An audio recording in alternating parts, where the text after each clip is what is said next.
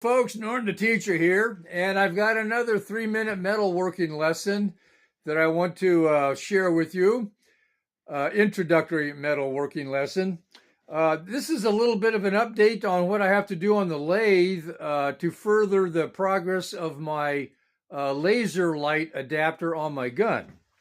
So I want to give you an idea here. First of all, here's the gun that I'm going to mount it on. And the threaded end has a cap. So you undo the cap. And it's the threads on this are 1/2 inch by 28 threads per inch. Okay, now here's the adapter. Here's the threaded hole that I've made. Put that in the sunlight there.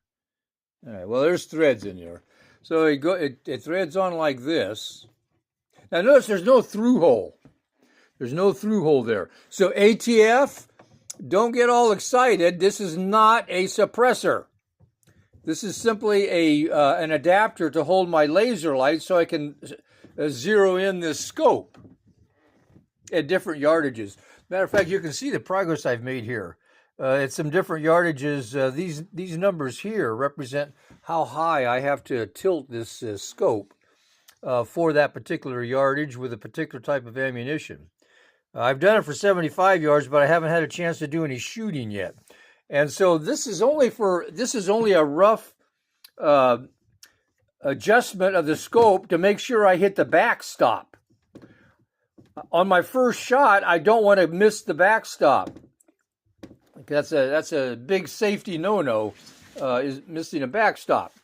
All right, and the sun is kind of glittering my stuff here, but okay, so anyway, that's threaded on there. Now what I have to do on the lathe is I have to cut this off.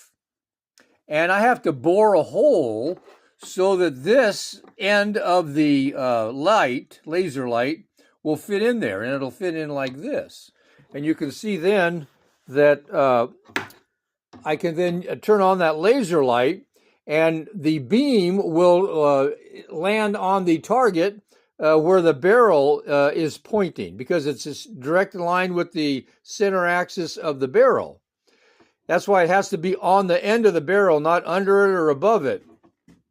So what I have to do on the lathe next is I have to cut this off, and I'll do that by parting. I did a video on parting.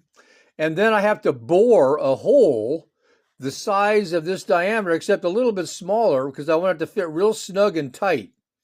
You don't want to have it where it wobbles up and down like this. You won't get an accurate zero that way. It has to fit real tight. So I'll be cutting 1/3